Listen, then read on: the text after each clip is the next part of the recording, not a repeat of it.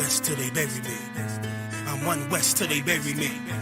I'm one west till they bury me. I be one west to the death till they bury me. One west till they bury me. I'm one west till they bury me.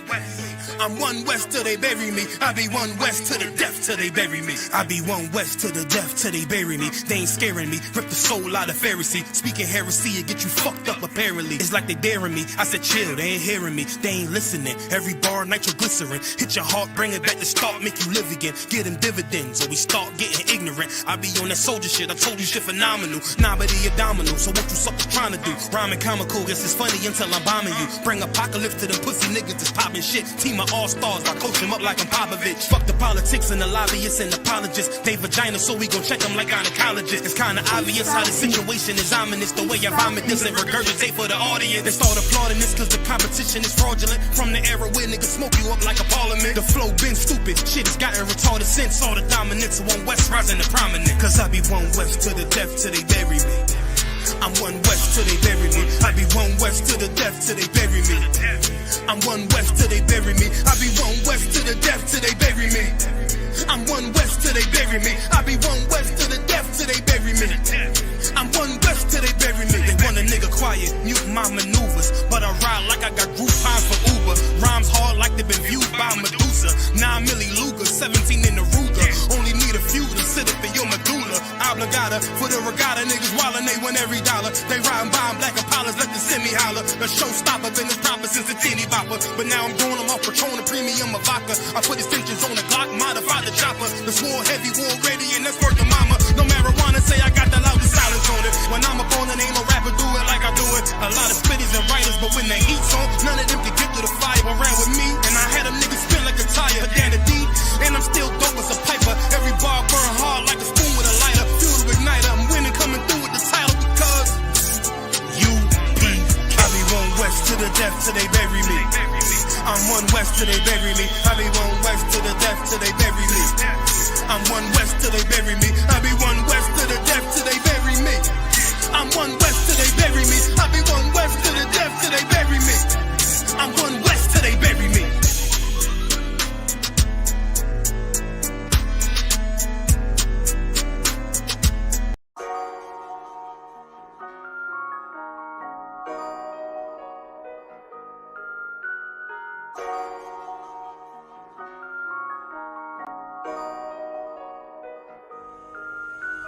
Warrior with the hands, that's what I'm all about. Hunger in my eyes, vengeance in my mouth. They don't want no altercation. Situation gon' get critical. It's best that you be easy. The end gon' be biblical. Look, flow like a river. It's something like a miracle. Royalty in my veins, loyalty in my ways. Payback in every breath, plus revenge in my heart. The truth in every word. Bring light into the dark. And I ain't never lukewarm. Shit, I blazing in the season. Got plenty food for thought. Just gotta watch who I'm feeding. And I been walking with them angels. So I guess I got this pistol for no reason. Niggas barely breathing, criticizing all my achievements. Won't make me weak. Nah, it won't make me slack off. These niggas baby fat soft. Better bear witness or back off. I be ripping shit like sackcloth. Dumb dogs all barked out. My hymen say I cup full. No room for emotion, so I pour my heart out. This road hard, but I intend to stay. And if it ain't UPK, then they in the way. My niggas righteous, they real, they down to suffer. Flow so deep, it drown a motherfucker. He say he in the truth, oh yeah? Well, this the home. And I don't hate them brothers, I'm just too loyal to my own. Plus what they believe, hard for me to follow. No rank me, no head, and I ain't leaving this body to live and sleep in hollow. So when they ask I'm UPK, you tell them absolutely. And I ain't trimming my ways for nothing, gotta execute me.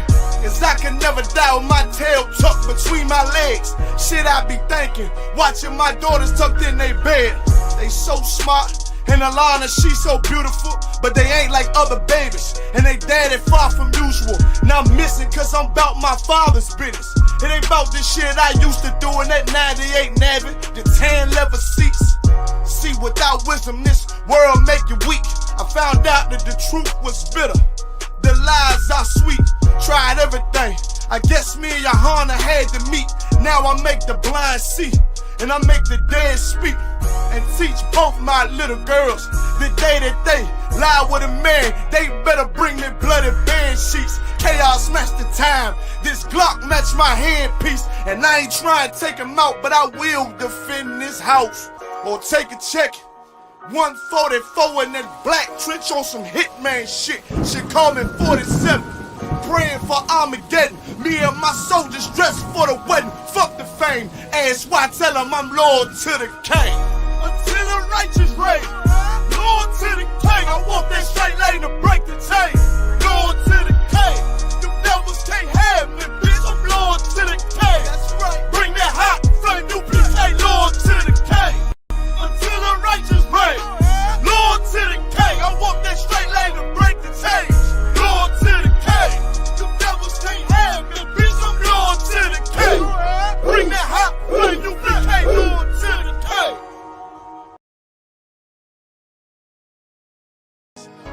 Any man give his life for Yahweh Shai, Mashiach, and Christ, and fall up under that UPK banner.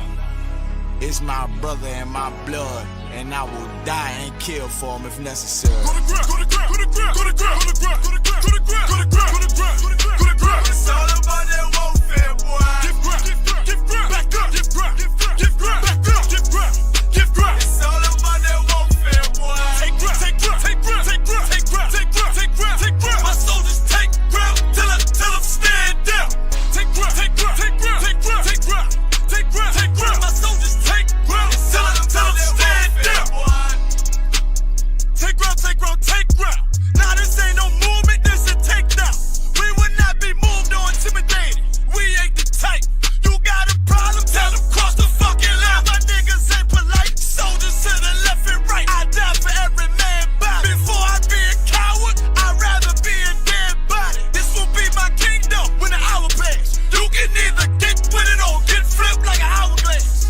We live by honor and no excuse. Just sit the prayer up to the Lord. I told him, then let all the terrorists loose. Hold your tongue or get rebuked, cause you made a truce. With a race to make merchandise, how to buy bills. Scared of who? You got your gun, then pull it. Me and my niggas start to argue, it's about who gon' bite the bullet. It gon' take ground, take ground, take ground. Opponents better move slow. Attack dog for this truth, nigga, cool yo. Go to ground, go to ground, go to ground, go to ground, go to ground, go to ground, go to ground, go to ground, go to ground, go to ground. It's all about that warfare, boy. Give ground, give ground, give ground, back up, give ground, give ground, give ground, back up, give ground, give ground. It's all about that warfare, boy. Take ground, take ground, take ground, take ground, take ground, take ground, take ground, take ground. My soldiers take ground till I'm stand down. Take ground, take ground, take ground, take ground, take ground, take ground, take ground. My soldiers take ground till I'm stand down. Oh, thought you could cross us with no consequence, but you will pay dearly. You should've used your common sense. My zeal lit, that means you could never prevail. Hey, with a true sin, hey, with warriors dwell. Be wise with them weapons, cause I promise. My nine just like my wife, she concealed, she modest. I know two things, a robber will not prosper. And any man harm me and my aunt, I'm gon' meet the doctor. Cause this life is warfare, it's not an easy walk.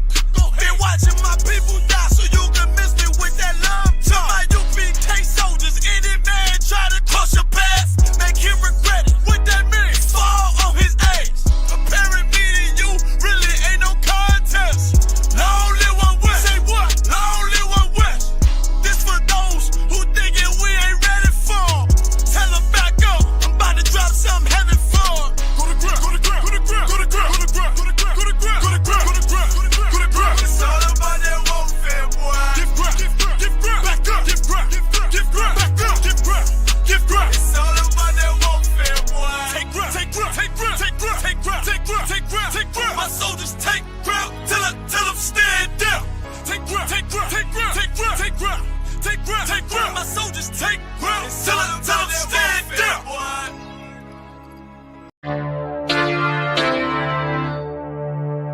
For homicide detectives, the clock starts ticking.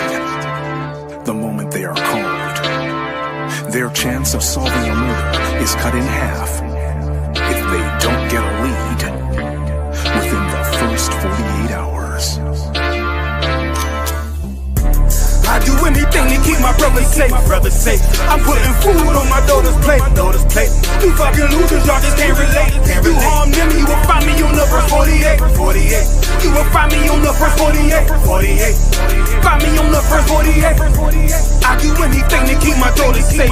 You harm them, you will find me on the verse 48. Sitting in that room, hear the interrogator's voice. They asking why I do it, I tell them I had no choice. Couldn't take a threat or a risk to my family, so throw the book at me, I take them charges happily. Ain't no need for no polygraph, so forensics, I put that fucker in a body bag, I'll admit it. Fuck a sentence or the jury that will convict me.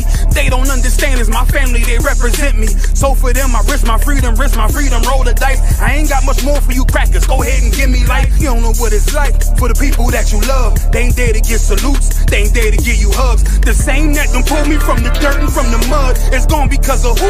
Y'all rather shed your blood. My brother's kids like my other kids. If you touch them, fuck around, get another bid. Plus 10, put me in the Supermax. I get super jacked, working out every day. Canteen super stack, cool with that. Long as it mean my daughter's safe. My brother's winning, that's a chance I take. Still my fate. I do anything to keep my brother safe. I'm putting food on my daughter's plate. You fucking losers, y'all just can't relate. You harm them, you will find me on the first 48. I got wives that done gave they all to stand beside me. Kids that can't see me fall, look at me proudly. Respected by men with honor up on their names. You harm one of them, I promise that you'll see pain. I'm one West train, made an oath to uphold it. Stood with my back against the wall, never folded. Grew up in the city where the love ain't brotherly. I ain't had too many friends, I ain't need the company. I'm my father's son, so I'm cool, just don't fuck with me. I say that you my homie, you're my brother, then you stuck with me. Never turn my back on mine, it's to the dirt. You cross them across that line, I end you first. What only make it worse is loyalty hard to find. Never think cause you out of sight, you out of mind. And I don't mind dying now, cause reincarnation got me coming back. Same scars in my heart aching. Be parlaying with killers from all places. Every last one of them for me a broad day shit. So what you think, I won't do it for them? Once they let me out the cell, shit, I do it again. It's for the family. I do anything to keep my brother safe. I'm putting food on my daughter's plate. You fucking losers, y'all just can't relate. You harm them, you will find me on the first 48. Find me on the first 48. Find me on the first 48. I do anything to keep my people safe. You harm them, you will find me on the first 48.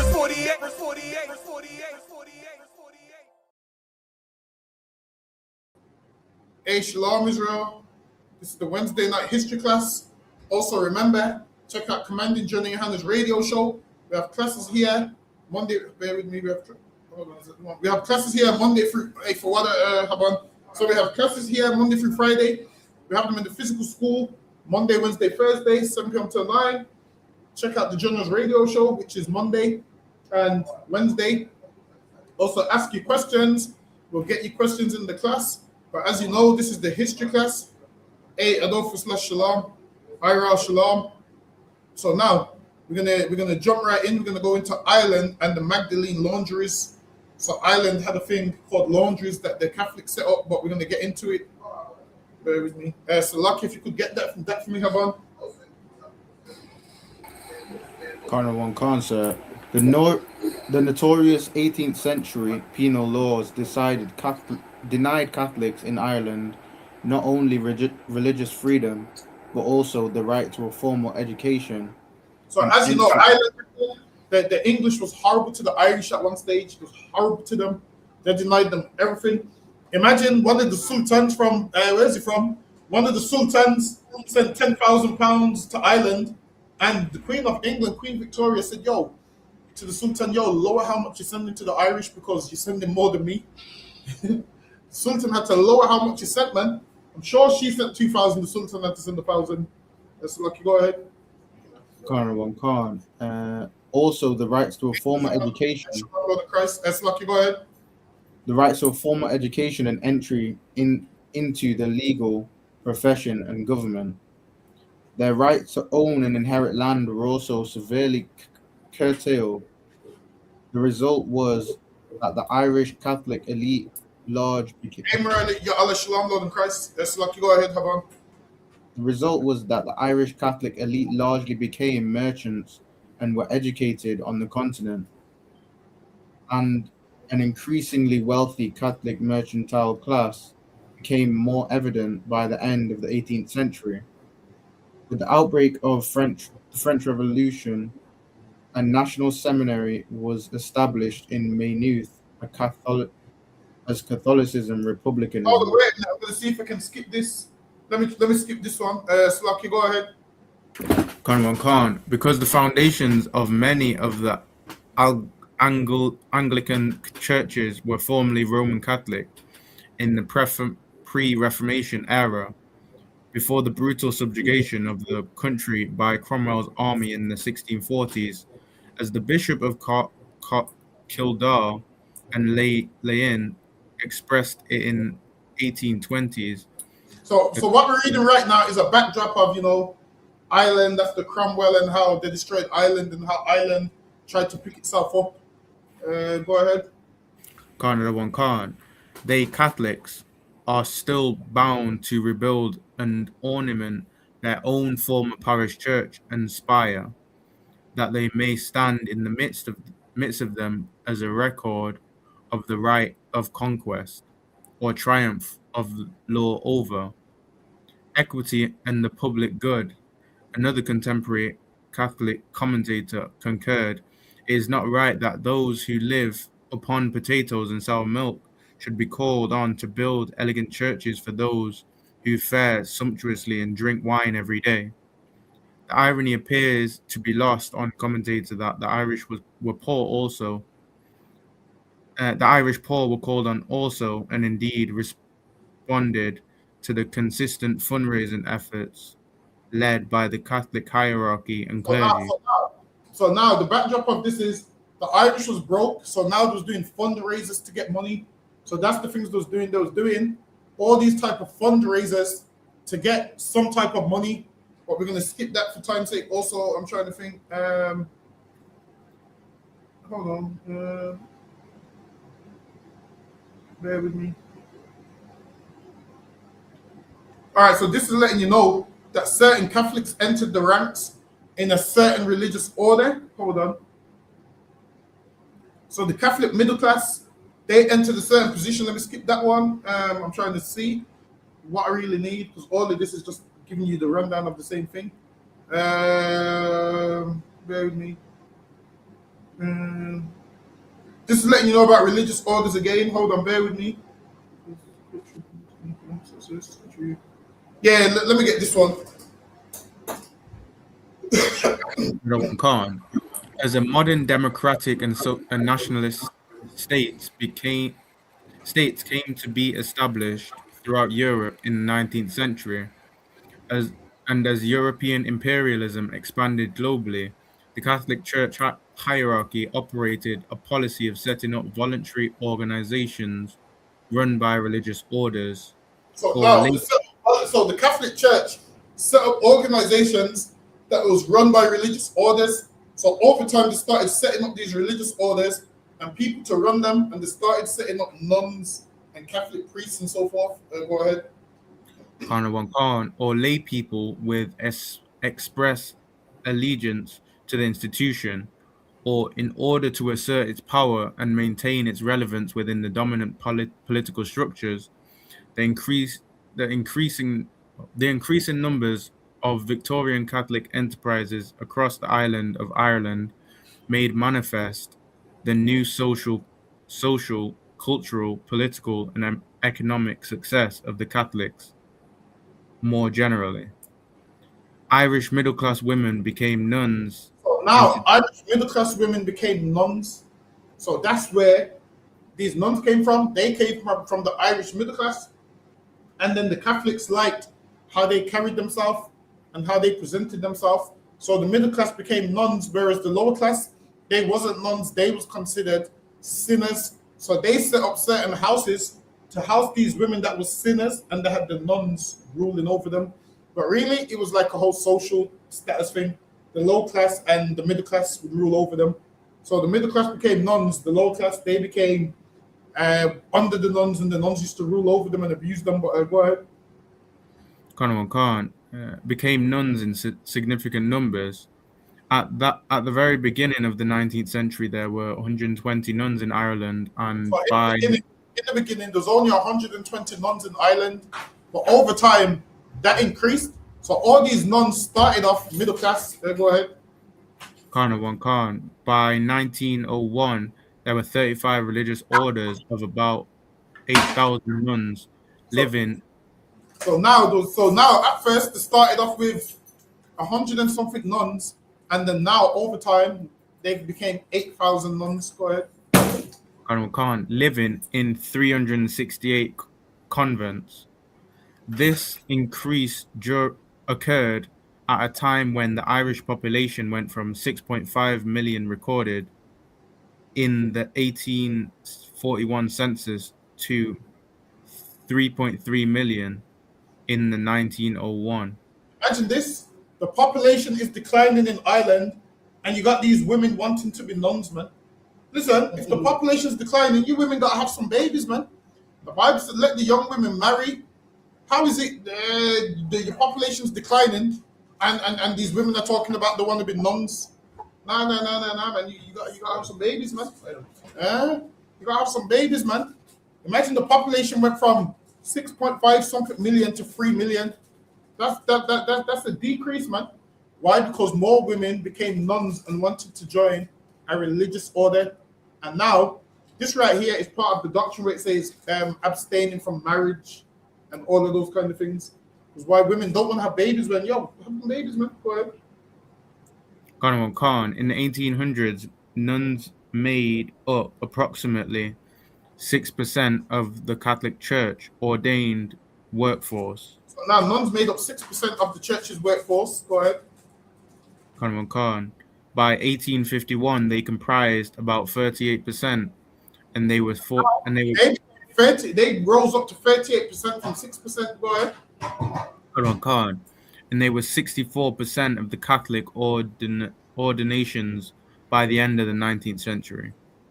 The idealization of women in the 19th century Ireland was compatible with the British Victorian idealization in general terms, and the Magdalene institutions were understood to be a part of the rescue movement, so evident. So they had the Magdalene movement as part of some rescue movement.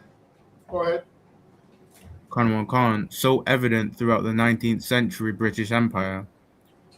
The object of rescue was the prostitute or wayward female who was regarded as fallen, even from the status of a woman. So now these religious orders, they had a place called the Magdalene laundries, and they would lock women up and put them in there. So women would serve their time in there, but nobody knew it was a prison.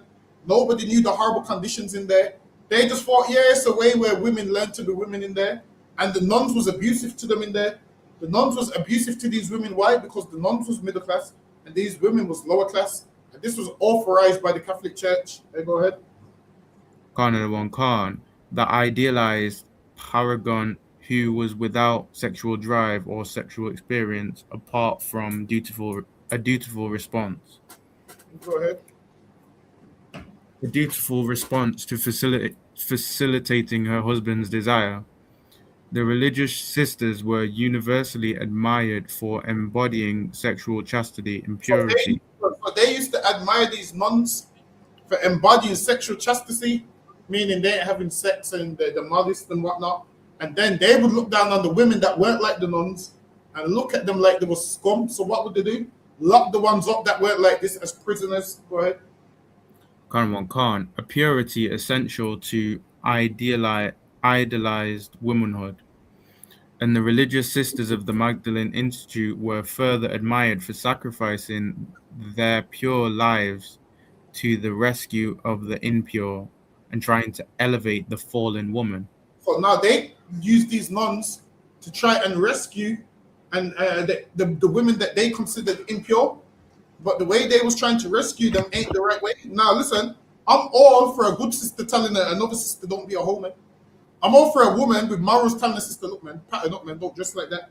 But now when you're full and abusing them, and no, you ain't meant to do that, man. When you're full and abusing them and mistreating them and all of those kind of things, no, that's not the way to do it, man. Yes, Lucky, go ahead.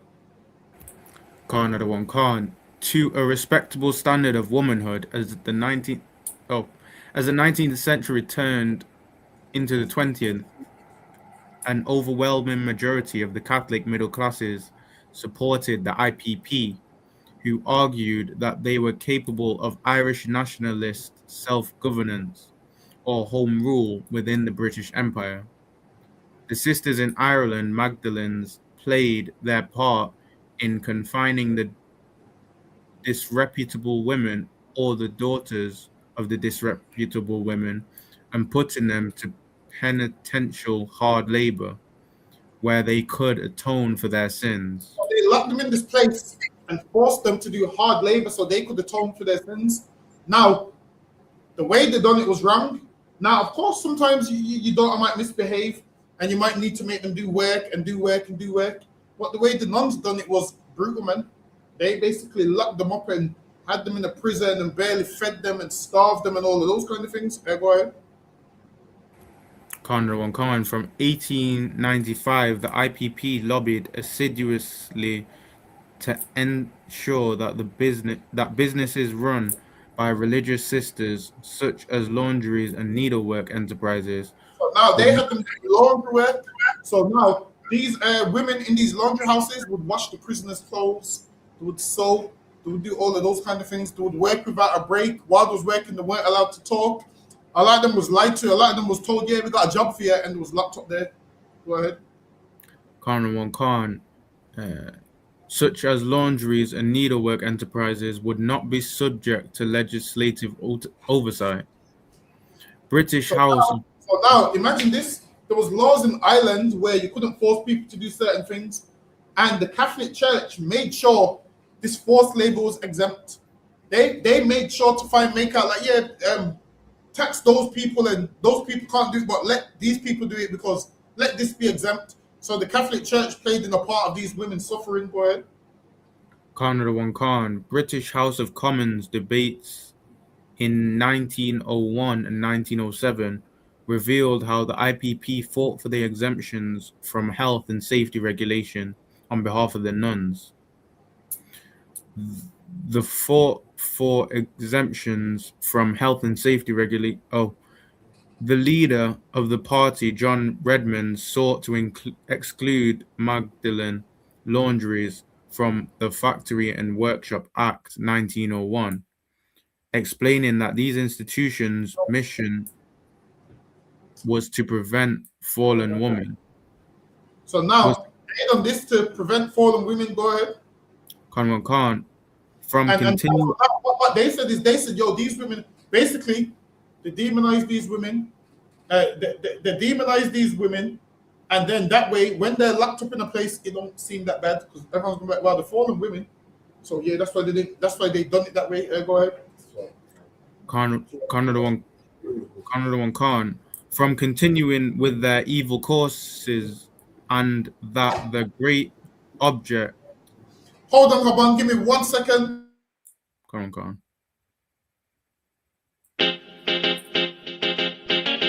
Baby, no listen to no fake news, them can't.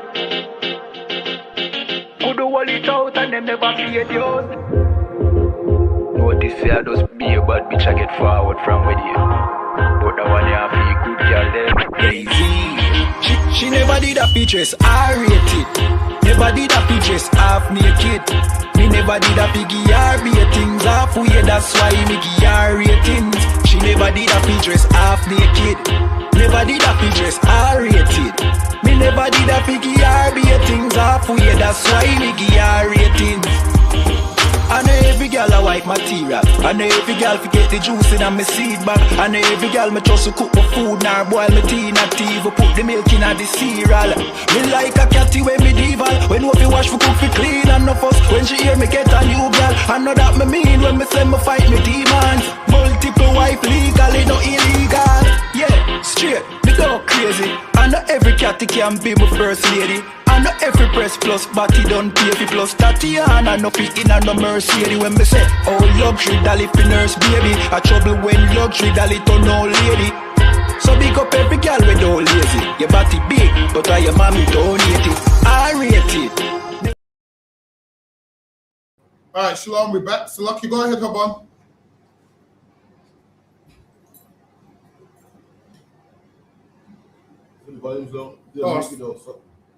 That's Lucky, Haban, you're on mute. Khan, to prevent fallen women from So now, continuing. a fallen woman is what they consider a woman that's not acting right, a woman that's a sinner. So they thought to fix them is to lock them up in prison. Go ahead. Kind of like the olden days where how people used to think you get away with demons was beating the people up. So they used to think that's how you get away with demons. They thought, yo, if we beat them, we're gonna beat the demon out of them, and that's not how you get rid of demons. Go ahead. Like if you wanted an example of how to get away with get demons out of people, they should have just read the Bible. Yeah, you're reading the scriptures where Christ beat a demon up. Sometimes you got to beat them up. I don't have to put their hands on you. Sometimes you have to. Yeah. Sometimes the demons, they put their hands on you. You have to. You get me? About sometimes you have to let them know we cast out demons with. Sometimes you gotta let them. So sometimes you got. But if they're not touching you, don't touch them. But also, you also have to know that there's a demon in them, so you don't want to go overboard. Now I seen a video of a brother that's got a ton of demons and he attacks people. And he tells the people, just kill me now, and he hits them. But he's not hitting them hard, and everyone he came across just restrains him. And I was like, wow, damn, these people are so kind. Because they're just restraining him.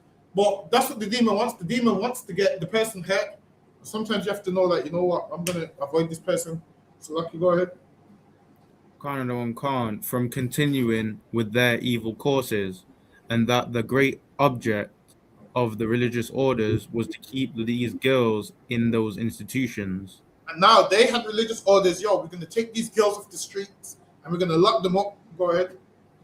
Khan, the good shepherd sisters were unanimously of the opinion that the introduction into their institutions of an outside authority in the shape of government inspectors would completely destroy the discipline of their institutions. So now they wanted to keep it a secret, and the Catholics always want to keep things secret.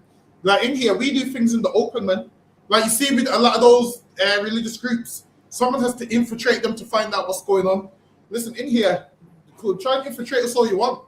Listen, I understand this. Listen, you get a brother to try and infiltrate us. He's going to be cleaning the school, man. He's going to go back to the report. He's going to go back on the report and say, they had me stacking chairs. They had me cleaning the school. They had me doing this. They had me doing that. Listen, you think we won't know you're infiltrating the school? Guess what? You're going to comment. You're going to comment, and you're going to realize, damn, you're going to start telling us shit. Them not sent me, but I'm going to stay now.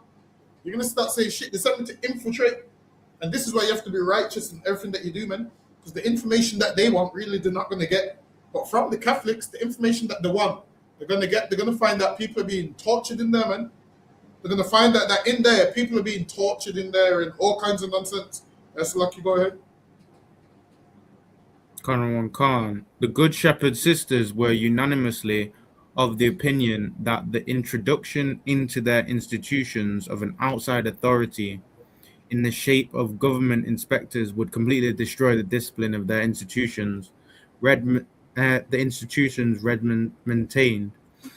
Irish MPs remained steadfast even when English MPs presented evidence of serious abuses involving forced labor and in laundries run by the Good Shepherd Order in France. So now the Catholics was running what? A Good Shepherd's laundry in France, and there was abuse in there. So now they're looking into Ireland like, yo, you lot are part of the same organization. There must be abuse in there. And the Catholics said, nah, we don't want your outside influence. When you watch those films with Jim Jones and whatnot, the Catholics was actually doing that, man. You think Jim Jones was the first one to have his own his own big prison and nobody's allowed to leave? The Catholics done it too, man. Imagine this. The Catholics, these people try and call us a cult, and we ain't done that to nobody, man. In here, you got free will to leave if you want, man. We ain't forcing you to do nothing. Listen, my man, in here, you got such free will that you can go marry a Hamite and get yourself kicked out, man. How much free will you got, man? You got free will to do whatever you want and leave. That's it, man. These Catholics, they lock you up and don't let you leave and imprison you and whatnot. In here, you got such free will, you can go to Nigeria, and marry who you want and just never come back to here. That's it. We ain't locking nobody up. We ain't forcing nobody to do anything. If you don't want to do it, you're free to do whatever you want. But as for the Catholics, they ain't letting you do nothing. That's lucky. Go ahead. Khan Khan, the IPP's position so tenaciously defended in Westminster's was to become official Irish Free State policy. And Ireland's war. now the Irish wanted to become what? A free state policy. What does that mean? That means once they got their independence from England, they wanted to run on their own rules, their own laws, their own regulations. So they wanted to become a free state. Go ahead. Khan, Ireland's War of Independence, which concluded in 1921, led to the end of the British rule in Now 26. Ireland broke away from England in what, 1921? Go ahead. Khan, rule in 1926 of the island's 32 countries and established the Irish Free State. So now England was ruling Ireland, so Ireland was under English rule. Once they got their independence in 1921, they was able to become somewhat of a free state because they wanted that, and they wanted to prove to England like, yo, we can run our country on our own. Because if you know anything about England, England will give you independence knowing that you can't run your country without them. So they will do that knowing that you can't run your country without them, and they do that and do that and do that. So Ireland wanted to prove, listen, we can run the country without England. Go ahead. Khan, in the newly independent Ireland, the 10 remaining Magdalene institutions, all Catholic in ethos and operated by 4 congregations of nuns, So this place was run by nuns. Go ahead. were about to receive a renewed lease of life. As Maria Luddy notes, in Ireland's revolutionary period and in the early years of independence, Magdalene institutions became carceral institutions rather than temporary refuges. They would lie to people, and people would think, all right, we're in this place temporary. You know, the women that got put in these places most of them ended up being in there for the rest of their life, man. Most of them went in there, they changed their name and just gave them a number, and you're known as this number now. They changed their name, and most of them never ever saw daylight again. Go ahead. Khan, Irish patriots, with the support of the newly empowered Catholic hierarchy, were eager to establish control in symbolic and material terms. Maternity and social reproduction became significant territory on which to assert national patriarchal discourse of the moral probity and purity, particularly when opposed to the former colonizer. The British Empire might possess vast wealth and political power, but the fledgling free state would cultivate supremacy on the high moral ground, or so the argument ran. Ireland would be triumphantly Catholic above all else. Political discourse in support of this aspiration was distinctly gendered in the Free State. Men immediately began to establish their newfound powers of self-governance by demonstrating control over the firepower of the militarized men and the sexuality and reproductive powers of women, in particularly the bodies of impoverished women. Hold on, wait. So now, a lot of times in Ireland, they didn't want women to reproduce, and it wasn't allowing them to have contraception as well. And they didn't believe in abortions as well. So now a lot of the women was going abroad to get abortions, and a lot of them was dying. Or there came a time where a lot of people was fleeing Ireland to go to England because the laws was more relaxed. So like, go ahead. Women and their children. The Irish establishment was keen both to demonstrate to their former British overlords that they could maintain law and order, and to gain international recognition. To the British, that they could maintain law and order. So like, go ahead. Khan, and to gain international recognition of the high moral order of the country. This morality became most evident in the state-sanctioned Catholic religiosity of the nation. Irish society's ubiquitous religion expression was not something imposed on the everyday culture of the people by dominant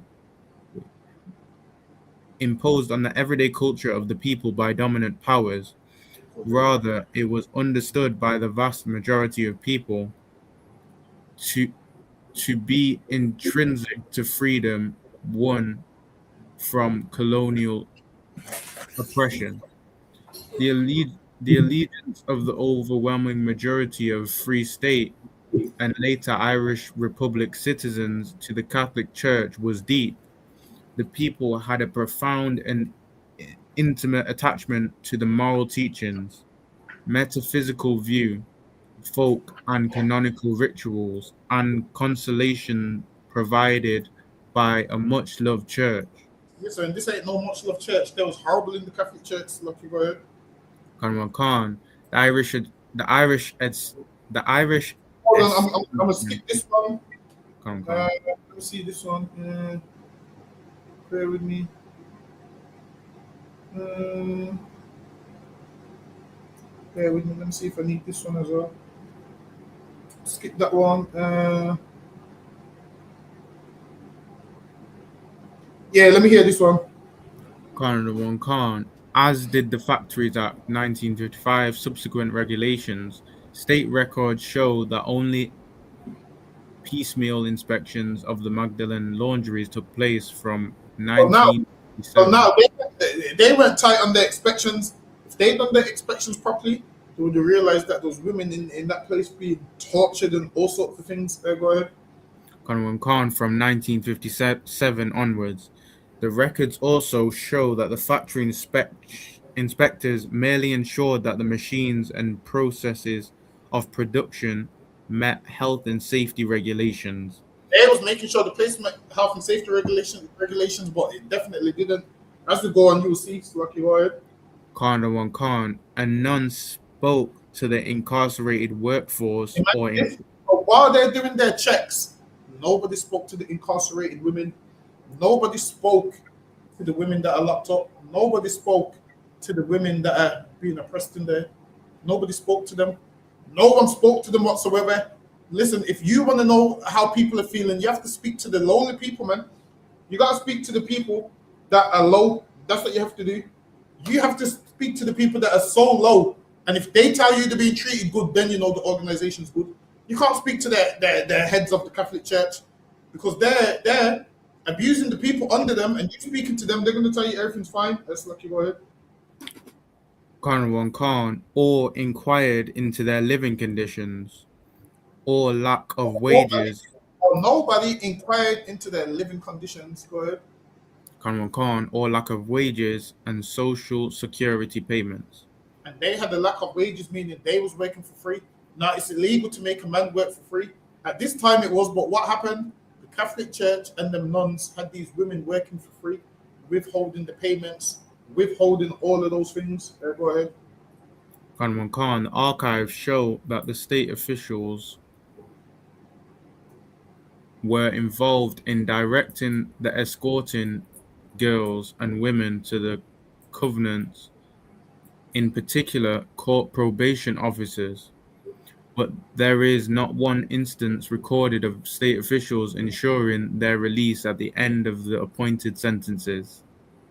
It was not until... It says there's one instance recorded of state officials ensuring their release at the end of the appointed sentences. But with this, a lot of women didn't get released. A lot of them died in those places, man. Go ahead. Khan, it was not until 1970 and the publication of the Reformatory and Industrial School System Report, known as the Kennedy Report, that we see a published official objection to the use of Magdalene laundries as places of arbitrary detention. The report stated that at least 70 girls between the ages of 13 and 19 were confined in the laundries when they should properly be dealt with under the reformatory school system. So now they said these young girls should have been dealt with under a different system, but now the Catholics dealt with them under an oppressive system. Like the way that they dealt with them, they dealt with them horribly. Like they put them in a place they shouldn't have put them. They basically had them locked up in a prison, whereas they should have been reformed at the school that they were studying at. These have said, "Oh no, we'll take them and they imprison them." Go ahead. Khan. This method of voluntary arrangement for placement can be criticized on a number of grounds. It is an haphazard system. Its legal validity is doubtful, and the girls admitted in this irregular way and not being aware of their rights may remain for long periods and become, in the process, unfit for re-emergence into society. Now they said these women was kept in there so long that they couldn't even re-emerge in society. Because when you've been locked away for so long, you become institutionalized. And that's what happened to a lot of those girls in that place. A lot of girls that was in that place, they became institutionalized so much that they didn't know how to act. They didn't know how to behave. Because they've been in one place for so long, and it happens. You be in one place for so long, you become institutionalized. I mean, you be on Facebook all day, if you're on Facebook all day, you become stuck on Facebook like a African warrior running your mouth behind the computer, man. This nigga's institutionalized in Facebook, runs his mouth on the internet, runs his mouth so much on the internet. Listen, he's been on Facebook so long that he believes Facebook won't, get him dealt with. So he runs his mouth on Facebook and yaps on Facebook until one day he's going to see a dark shadow standing over him and someone take the phone and say, "Yo, say it to our face." African warrior is going to have a shock in that day. He taps on his phone, runs his mouth on the internet until one day he sees a dark shadow and someone take the phone out of his hand and say, "Well, don't type it, say it to us right now." He ain't going to say a damn thing. People like that, the cowards and the scared of everything. Is an African warrior, he's going to become an African coward in that day. He's only an African warrior he's an African Facebook warrior on the internet, but in real life, he ain't no warrior. That's why he takes to Facebook, just typing on his phone. Listen, African warrior, listen. We've seen people like you before. We've seen a ton of Africans like you before, man. Ton of Africans that, scared. Ain't really on nothing. African warrior, in that day, your spear's not going to save you. Your spear and your African chants ain't going to save you in that day, African warrior. Your African grunting and your spear is not going to save you in that day. All this English you're talking now, you're going to be talking that African language when we see you in person, but that's another topic. So, Lucky, go ahead, Haban. Listen, African warrior, we gave you 2 minutes, but it's Lucky, go ahead, Haban. Khan, this method of voluntary arrangement for placement can be criticized on a number of grounds. It is a haphazard system. It is legal. Its legal validity is doubtful, and the girls admitted in this irregular way and not being aware of their rights may remain for long periods and become, the process, unfit for re-emergence into society. In the past, many girls have been taken into those covens and remained there all their lives. These women was taken into this place by the Catholics, by the nuns that act like they're so righteous, and they remain there on their whole life, washing clothes in this laundry, waking up, working, and they was working for free. So where do you think the money's going? To the Catholics, man. This right here is a form of slavery. It was forced labor, and the Catholic Church knew it was forced labor, and they tried to cover it up like, "Oh, no, they're here for their sins." What this was is forced labor that they don't like to talk about. Yes, Lucky, go ahead. Khan, they will have a baby and the conditions under which they will give birth. Likewise, it maintains that those who are pregnant should be enabled to decide if they will not have a baby and exercise their options for preventing or ending a pregnancy. So now, obviously, this is them saying these women should have the rights to have a baby if they want to and not have a baby if they don't want to, basically. So, go ahead. Khan. Finally, it holds that those who give birth should be allowed to parent a child with the necessary social supports in safe environments and healthy communities, and without fear of violence from individuals or the government. For most of the past 100 years, the Irish government denied access to contraception. So now the Irish denied that people wasn't allowed to have condoms and whatnot.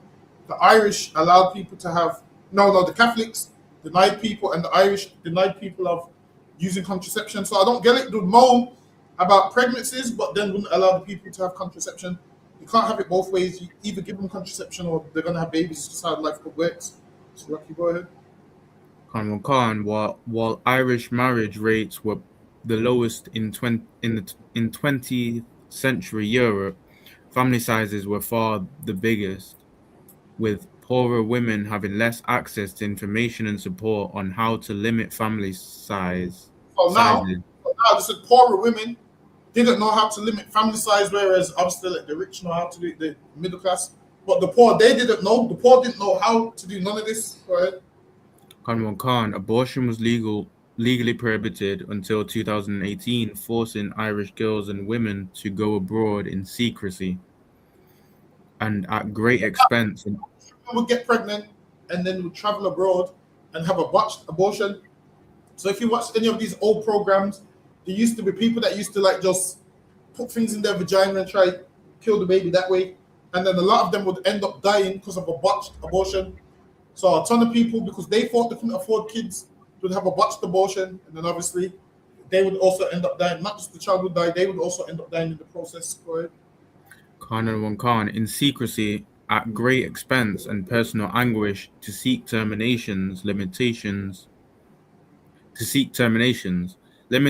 in the current law still force some to do so. There were a number of high-profile cases where the constitutional ban on abortion, introduced by referendum in 1983, was shown to cause extreme suffering and even death. Some Irish hospitals until the 1980s also inflicted symphysiotomies on women giving birth rather than provide cesarean sections. So this is talking about the 1980s. This is like literally about what, 50 years ago? Yeah, if that, about 50 years, about 40 years ago. So Lucky, go ahead. Khan, the same establishment through judiciary, legal and medical professions, and religious and lay social workers, was busy taking away the children of poor women and would take the children of poor women. So poor women that had the babies, the Irish would take those babies away and give those put those babies up for adoption. So a ton of parents never ever got to see their kids again because they would take them away. Go ahead. This is all the Catholic Church. Bear that in mind. Go ahead. Khan, and working class widowers, and putting those children into church-run or state-funded industrial and reformatory schools where abuse was an endemic. So now they could abuse those kids. Why? Because they've took them from the mother. This child's been given a new name, and nobody's ever going to find this child, so they could abuse them. And that's what these nuns was doing. These nuns was abusing these children. Whenever a nun comes to you and acts like they're so righteous, whenever a Catholic comes to you and acts like they're so righteous, you mentioned these Magdalene houses where kids was tortured in them by Catholics, man. Where nuns would force labor, how the Catholics was forcing them to work for free. So Lucky, go ahead. Listen, the Bible says, even if the ox works, the ox gets grain, man. Even if the ox works, it says don't muzzle the mouth of the ox. Right here, the Catholics didn't even take care of the Irish, and the Catholics didn't even take care of their own people. Yes, Lucky, go ahead. Khan, it also declared unmarried mothers a problem. It set up and now they would take the babies if the mother was unmarried. So if a woman had sex with a man and they wasn't married the Catholic way, they would take that baby, and they declared this a problem. They declared it a big problem. Go ahead. Khan, it set up county homes and funded mother and baby homes for the confinement and to a large extent incarceration of these women who and these women were incarcerated for having a baby. So of course a lot of these women are going to seek secret abortions because they know if they was to have the baby, the Irish are going to take the baby off them The baby's gonna go somewhere where they don't know, and they're gonna be locked up in these laundry houses. So they would rather not do that. Go ahead. Kanwan Khan, who routinely found themselves giving birth without pain relief and then separated from their baby without consent. And a lot of them were separated from their babies without consent. So it came a stage where a lot of these Irish women started fleeing Ireland, saying, you know what, we're going to go to England or surrounding countries because they are less strict with certain things. Go ahead. Kanwan Khan, as Mariah Luddy explains, representing possible immorality, a drain on public finances, and some in need not only of rescue, but also of institutionalization. The unmarried mother had become, by the foundation of the Irish Free State in 1922, a symbol of unacceptable sexual activity and a problem that had the potential to blight the reputation not only of the family, but of the nation. So now they was ashamed at how these women were. So they thought, you know what, lock them up and abusing them is the way to stop it. Go ahead. Kanwan Khan, the so-called illegitimate children born in these maternity homes died in disproportionately large numbers. Now they said a lot of these babies died. You know why they was dying? Because they're killing them, obviously, man. And they're not giving them medical care. And they're like, yo, you're the baby of a sinner. So that's how they're looking at it, like, yo, you're the baby of a sinner, and they weren't taking care of them babies, man. The Irish need to answer about these things, man. When the Irish make out like, yeah, life's so hard, and the Catholic Church makes out like, yeah, we the Catholic Church that's been oppressed. You Catholics been oppressing your own people, man. You nuns been oppressing your own people. Yeah, go ahead. Kanwan Khan, infant mortality rates in institutional settings suggest an egregious lack of care for the nation's most vulnerable citizens. Those infants who survived were separated from their mothers and brought out, placed in an industrial school. And they separated from their mothers, so some of them spent their whole life in these places, man. Some of them, their whole life was spent in these prisons. Go ahead. Kanwan Khan, industrial school, or after the commencement of adoption legislation in January 1953, formally adopted under a closed, secret, and scarcely monitored system. Others were banished without legislative authorization, Others were but bad. with, Go ahead. but with the participation of the Department of Foreign Affairs to adoptions abroad, with little or no oversight to ensure their safety. Access to sterilization was forbidden, and fertility treatment was and still is curtailed. It was not until 1973 that the government introduced a social welfare allowance for single mothers. So now, before that, a lot of women wanted to have abortions because they thought, yo, they ain't giving us no money. We can't afford none of these things. And if we have the baby, how are we going to cope? So that's why a lot of them was trying to have secret abortions because there was no such thing back then as, universal credit and all the stuff you have access to now. That's lucky. Go ahead. Kanwan Khan, the powerlessness of unmarried girls and women to maintain custody of their child is illustrated by the fact that in 1967, a full 97% of children born outside of marriage were adopted. See, and all those children born outside of marriage was adopted. And where do you think they ended up? They ended up in them households, man. Go ahead. Kanwan Khan, when we consider these factors together with others, for example, divorce was not introduced until 1995. Services to address domestic and sexual abuse are minimal. Now, also, women that was sexually assaulted and complained and reported it, they ended up thrown in the prisons too. That's what the Irish was doing, man. Imagine a woman has been assaulted. Instead of them hearing out the woman, they threw her in this Catholic place. You would have thought the Catholics would have been against that, man. But no, they was all for it. A woman complained. They was like, nah, threw her in the places. Yeah, go ahead.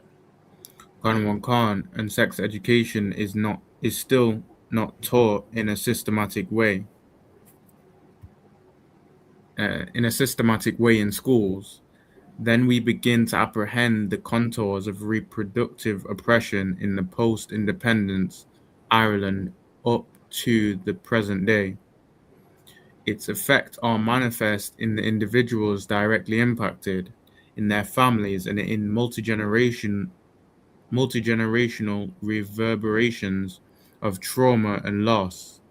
The remnants are visible even today in the Irish Constitution of 1937, such as in Article 41.1, which declares that the family, historically interpreted as the heteronormative family based in marriage, is the natural, primary, and fundamental unit. Let me skip that one. Hold on.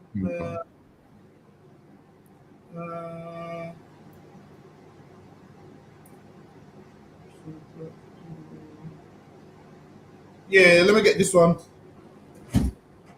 Card. In this context, Ireland's Magdalene institutions are best understood not as an aberration, but as a logical function within the ideology of the Irish establishment, whereby law and policy have purposefully and systematically controlled and exploited women's sexuality, labor, and bodies. Ultimately, their function impacted poor and vulnerable women disproportionately. The population deemed the most threatening to establishment sensibilities. This ideology and practice began to form even in the midst of the Civil War of 1922, when W.T. Cosgrave, first president of the Executive Council, found money and large premise to give Frank Duff, who established the Legion of Mary in 1921 and made the eradication of prostitution. Eradicate prostitution, because if you know anything about Ireland, it was full of prostitutes, man. Because those women was trash, those women was poor, and those women was trash, and they prostituted their body, man. And Ireland wanted to get rid of prostitutes, which is, I can dig it. Why would you want prostitutes in your city? Go ahead. Khan. In Dublin, a particular focus of his mission, Duff was a prominent civil servant who, like most of his peers, was initially trained in the British colonial administration in Dublin. Prior to Irish independence, all Irish cities and most large towns included a visible population of garrisoned British soldiers. And these urban letting you know that it was a place where British men was, and it had garrisoned British soldiers. And if you know anything about where British men are, they have sex with all the women around there and start to give them STDs. I'm starting to think STDs came from Britain, because everywhere they go, they leave STDs there. They went India, STDs everywhere. They went Ireland, STDs everywhere. Every country that they invade, the men turn the women to prostitutes and give them venereal diseases. And you can look that up everywhere England goes. That's what the men do: prostitutes, venereal diseases, and then they come back to England and make out like they're so righteous and so forth. When everywhere they go, spreading diseases. Go ahead. Khan, and these urban districts witnessed an active trade in prostitution that serviced the military. And Britain went there and had sex with all them Irish women, man, and made them into prostitutes. Go ahead. Khan, Irish nationalist discourse depicted the British military as carriers of syphilis. See? And they said the British military are carriers of syphilis because these men was just having sex with everything that they see. Listen, man, a British man would have sex with one of these damn potholes we got out here in the UK, man. All these potholes that you see coming up on the news and the roads not being fixed. I think that person needs to fix the potholes before the white man has sex with one. He's going to have sex with that. I'm telling you, he's going to have sex with a pothole sooner or later. I'm telling you, if the traffic light stayed on red long enough, If the traffic light stayed on red long enough and there was no fear of him getting run over, the white man will have sex with a pothole, man. I'm trying to tell you, believe it or not. To us, when we drive, listen, Haban, you see, when we're driving, swerving the car, trying to avoid these potholes, man. We avoid all these potholes and whatnot. And when we're looking at these potholes, because it's damaging our car, trying to avoid them, the white man's looking at these potholes like he wants to have sex with them. This white man's gonna have sex with the potholes, I'm telling you. All these potholes in Britain, listen, Birmingham City Council, fix those potholes because white men are going to have sex with the pothole. I'm trying to tell you, if they find a pothole where there's no traffic nearby, where they're going to get run over, they're going to look at that pothole, lick their lips, and have sex with it, man. I'm trying to tell you. Listen, everyone thinks I'm joking. The oppressor will have sex with a pothole within, give him 3 months, he's going to be having sex with potholes, man. It's going to become his new thing. And he's going to give the pothole a venereal disease, man. I'm trying to tell you. The potholes are going to have syphilis. They're going to be unrepairable.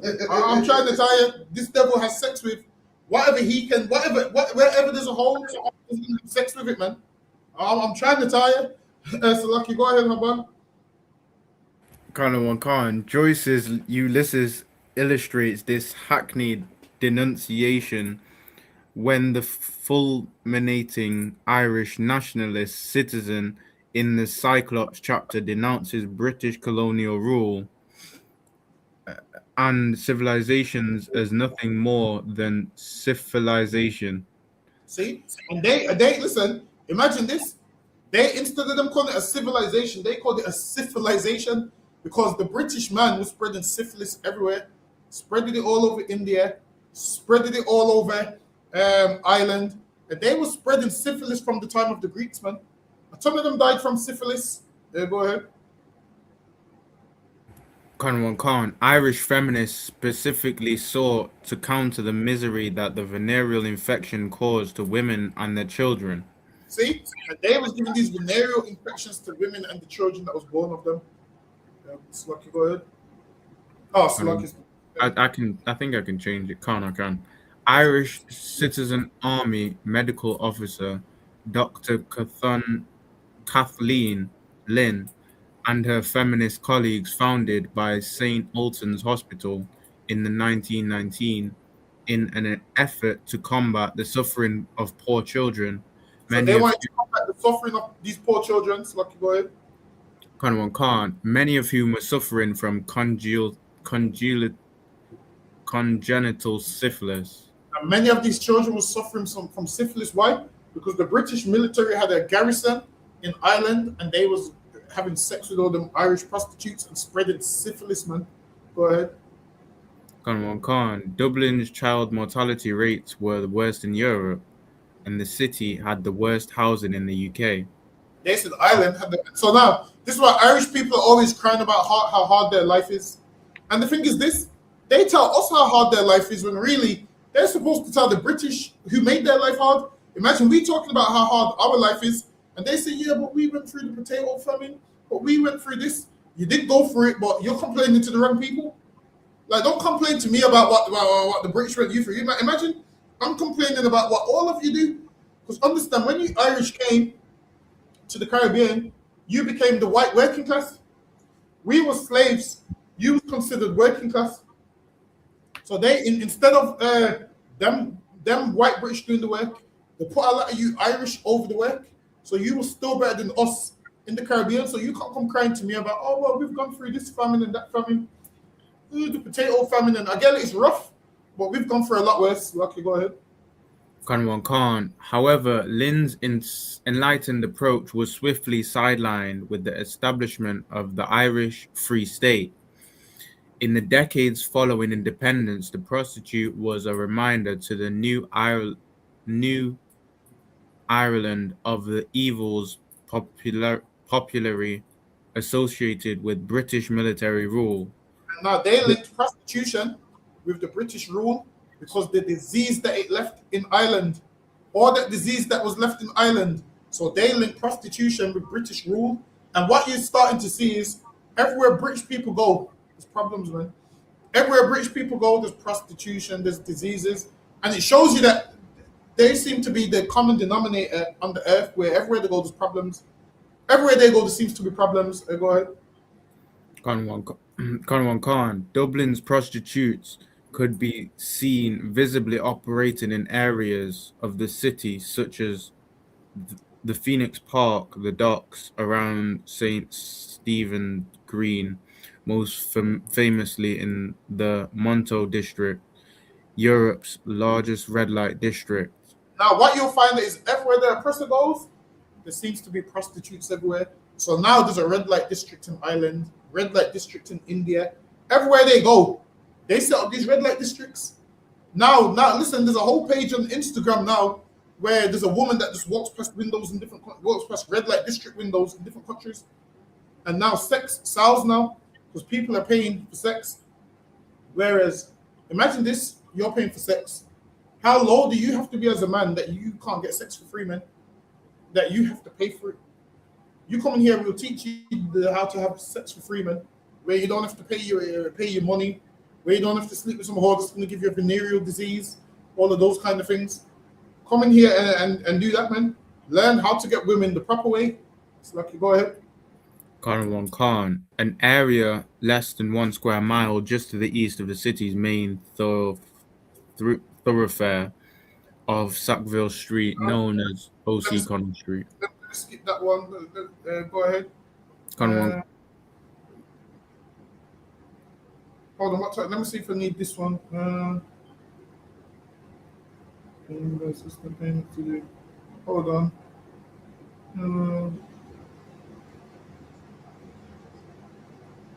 All right, so this is talking about when they shut down the red light districts, the priest when and blessed every house. Hold on, let me see if I need this one. Yes, look, you go. Hold on.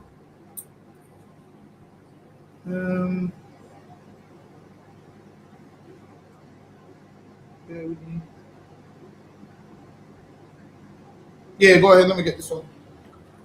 Conwan Khan, yet by 1951, about 1 in every 100 Irish citizens were coercively confined in an institution operated collaboratively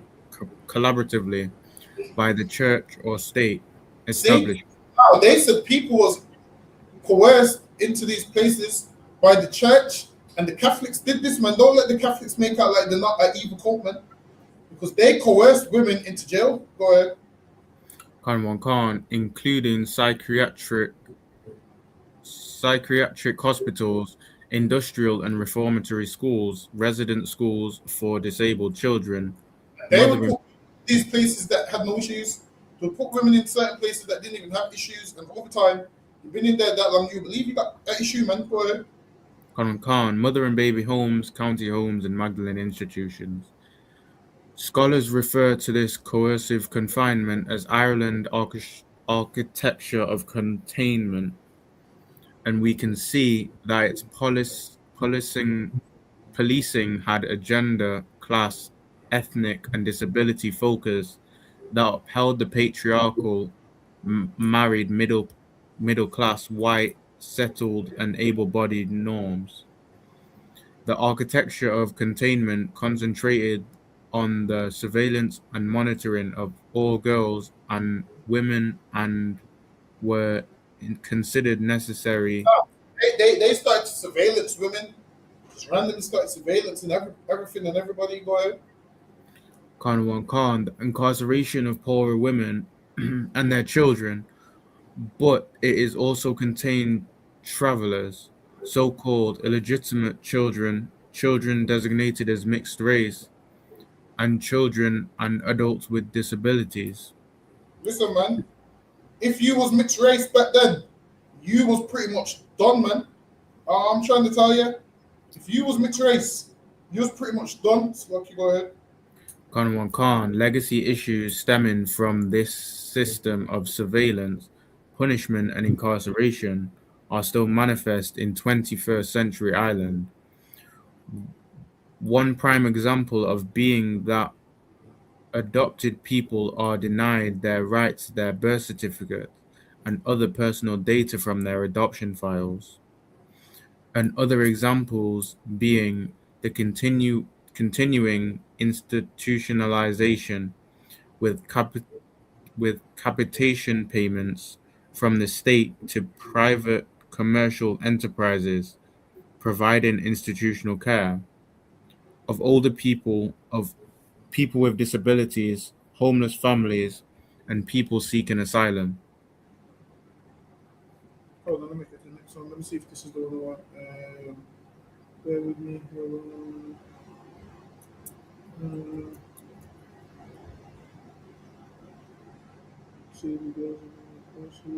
Hold on.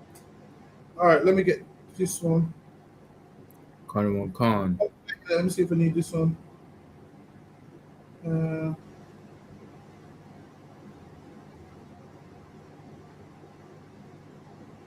Hold on.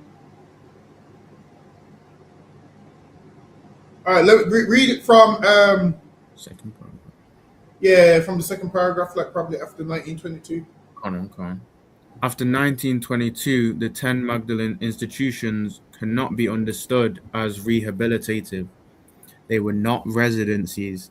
They were not residences that were preliminary offering temporary asylum, and by rationale of benign penance, and were So, deliberate. so lucky. Mr. White says asylum and opportunities for women to train for a career in service. They were operated less by rationale. So now women were taught, yo, this is a training center. The Catholics told, yeah, this is a training center.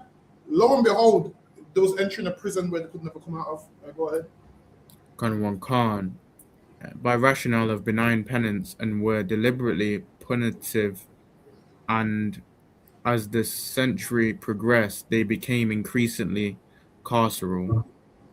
There was a general assumption in Irish culture that the girls and women confined in these institutions had to atone for their sins, generally the sins of the flesh. So now they've made them feel bad, like, yo, you have to do this to atone for your sins. Go ahead.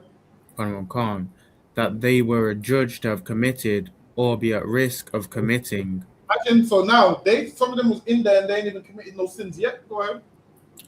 Khan, survivors who gave their testimony to JFM and who participated in the MOHP say the girls and the women incarcerated in laundries were generally.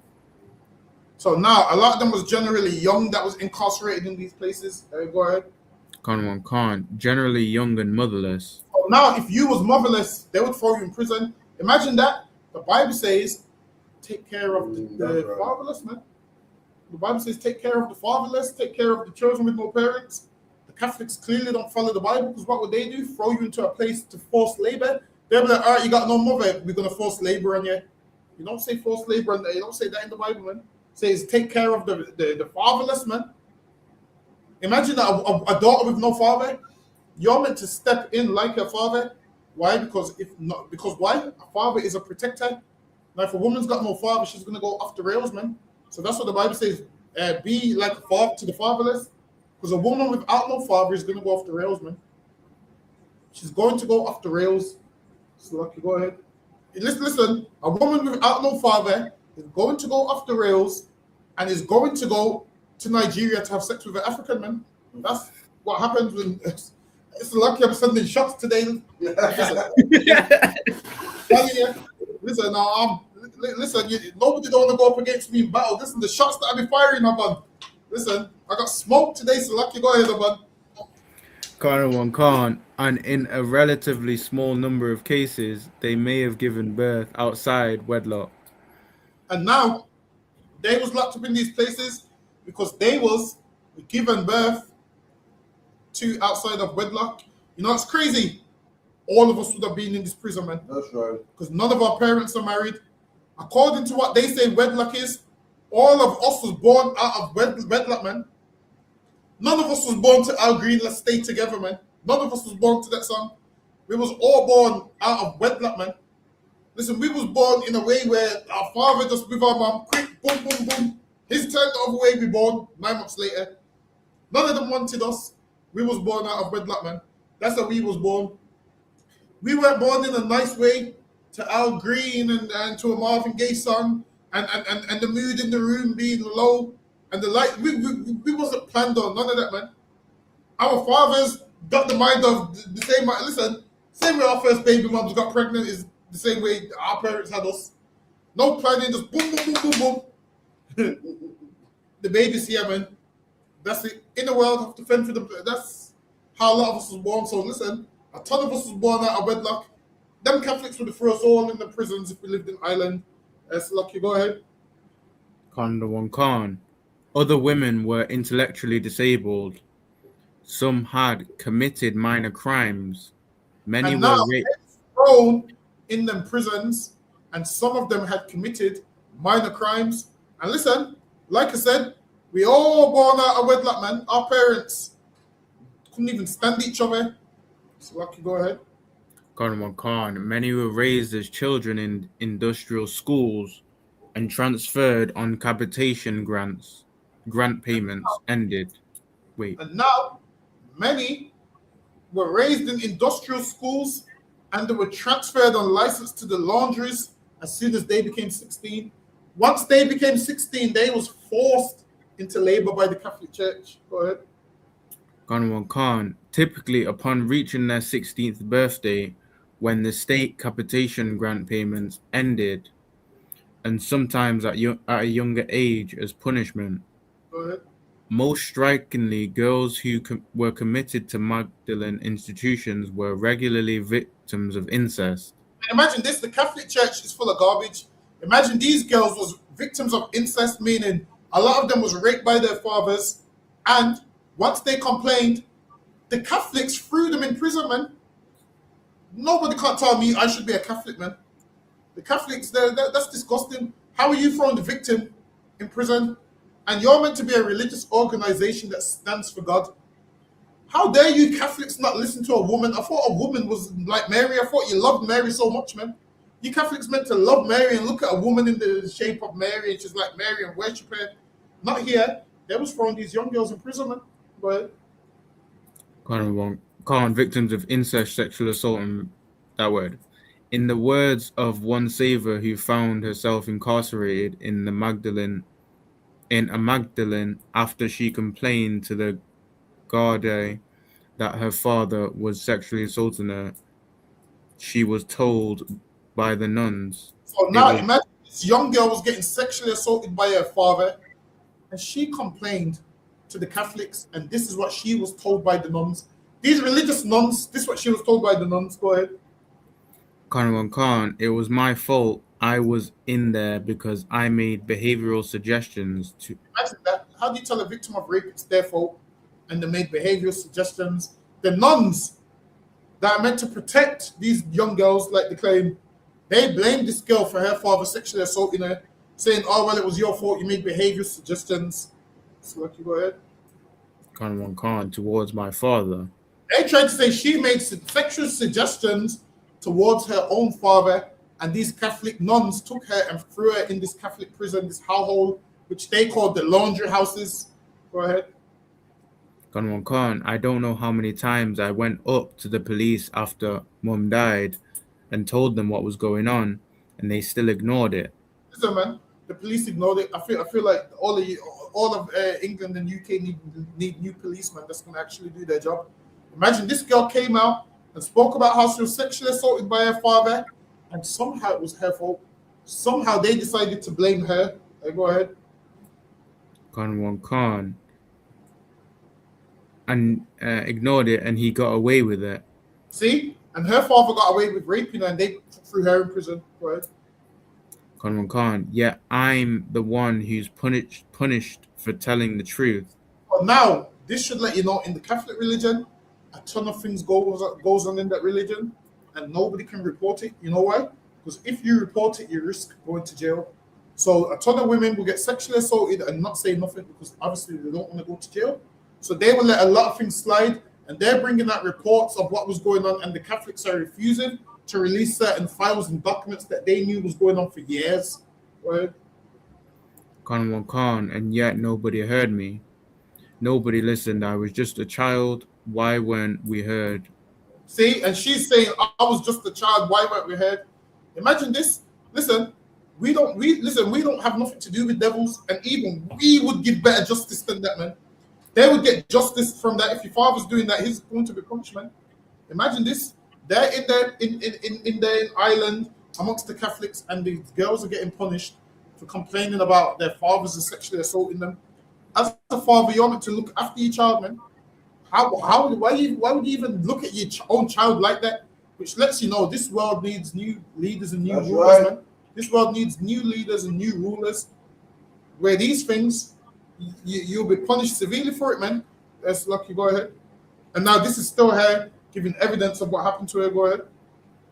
Khan, men questioned, why was it always the woman's fault? You know, why was I the only one punished? Why wasn't my father punished? So now, once you do things like this, guess what? You teach the men that you can sexually assault women and nothing's going to happen. So before you know it, running your city like this, your city's going to turn into a ton of rapists. You're meant to have something that deters rapists, man. Now, you punishing the women for reporting it, guess what? That shows men you can sexually assault any woman and she will get blamed and she will get thrown in jail and you'll get to walk free. So, Lucky, go ahead. Khan, survivors of Ireland's Magdalene institutions are making their testimonies available in an increasing number of publicly available documents and databases, and many and diverse voice and uniformly attest to a brutal regime. These testimonies, which are further corroborated by other witnesses, compensate for the fact that the religious orders will not release Magdalene records for the 20th century, even in redacted form. They won't release these records, man. They won't release these records that was going on in these Magdalene houses. Go ahead. Khan. The nuns held Magdalene girls and women under lock and key. I swear, blind people try and make out to me like nuns are good people, man. These nuns are full of garbage, man. These nuns held these women under lock and key and abused them. Go ahead. Khan. Once inside the covenants, the girls and women were imprisoned behind locked doors, barred or unreachable windows. The women were imprisoned behind locked doors. It was barred and unreachable windows and high walls so they couldn't escape. That's what the nuns was doing. When you watch these Catholic movies and you say you want to be a nun, you don't, because the nuns was a nasty set of people, man. The nuns was child abusers, man, that used to abuse young girls.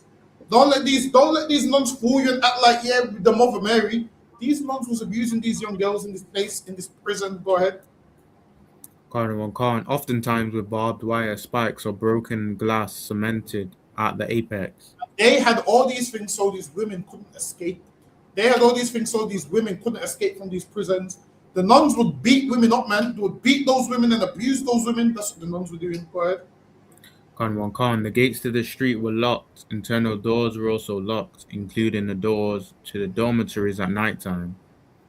As one survivor, Macy K, describes it, you couldn't look out a window. Imagine they had them so bad that they couldn't even look out the window.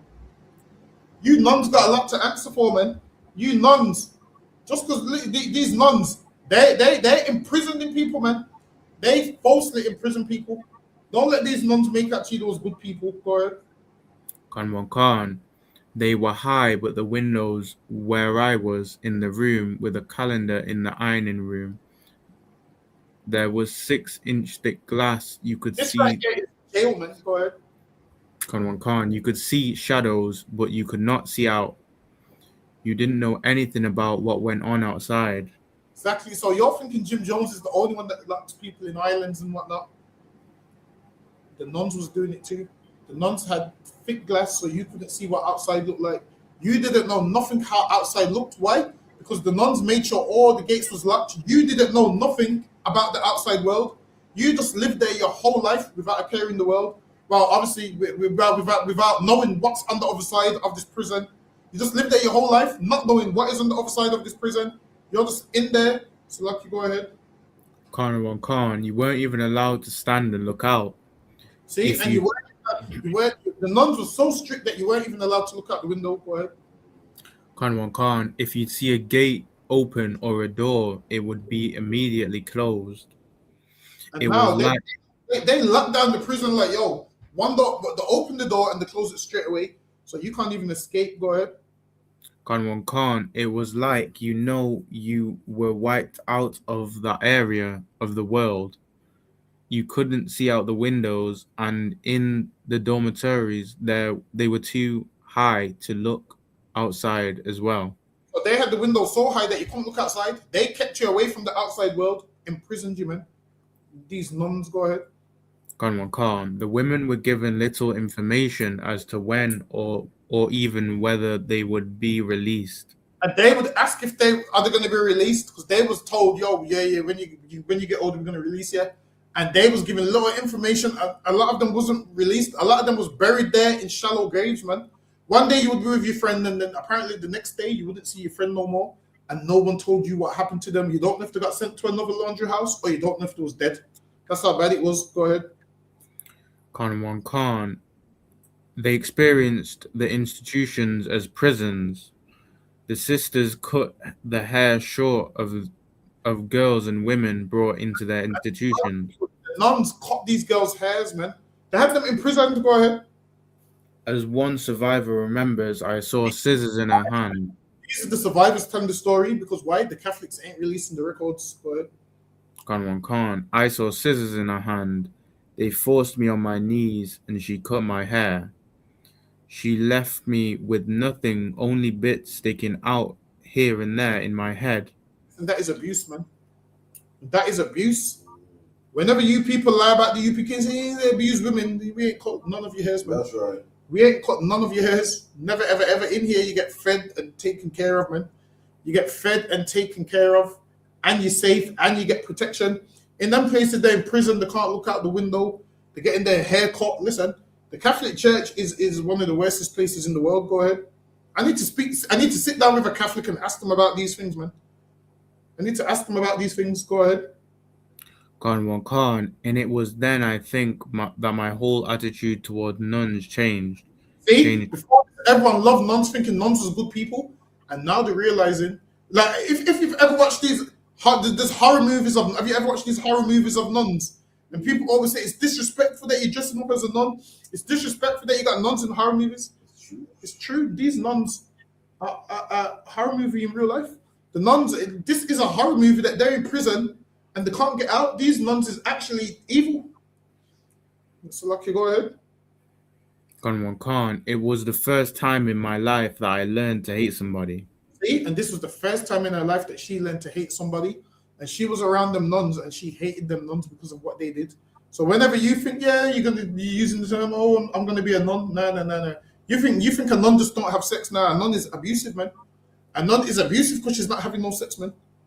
That's what it is. Because the nun ain't having no sex, she's abusive, even though these nuns are secretly having sex, man. You think they're not because you're naive. Yes, Lucky, go ahead. Kanwan Khan, upon entry, the girls and women had to strip and their clothes were taken away. And that's what happens in jail. When you go to jail, the first thing you do when you go to jail, you have to strip and they take your clothes away. These nuns also done this to these young girls, which lets you know these nuns was running that laundry house like a prison, and they're meant to be religious and they're running it like a prison. Go ahead.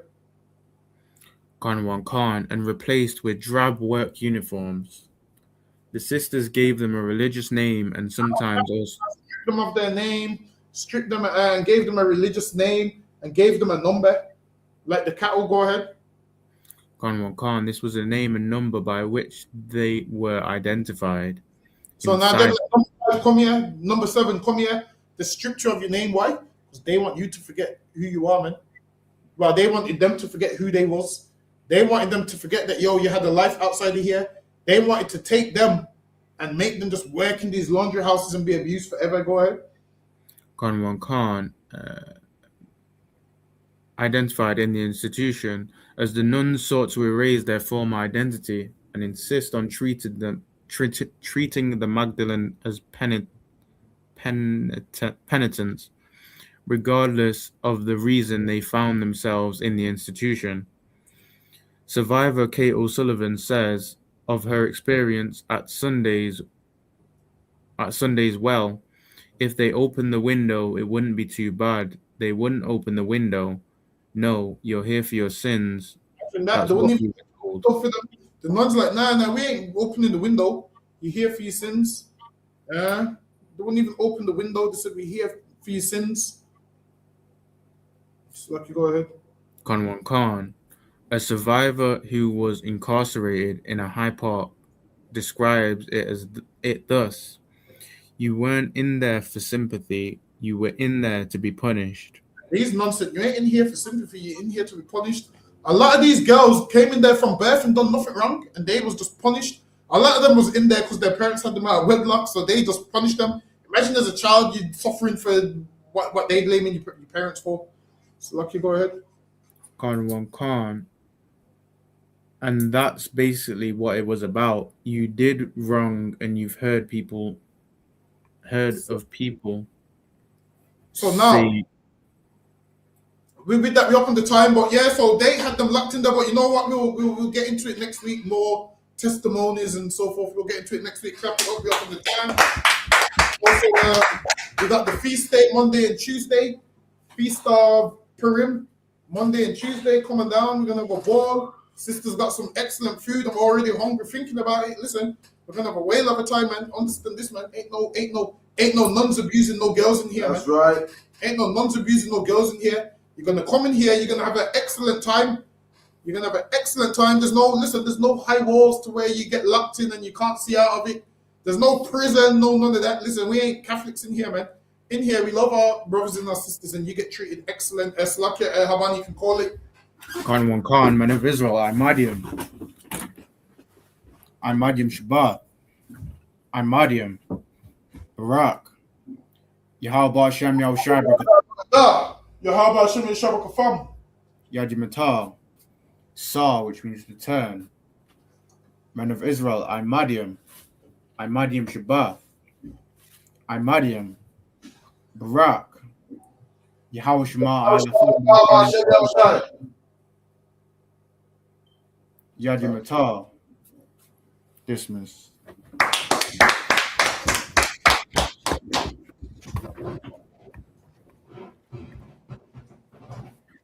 come that cost you lawyers?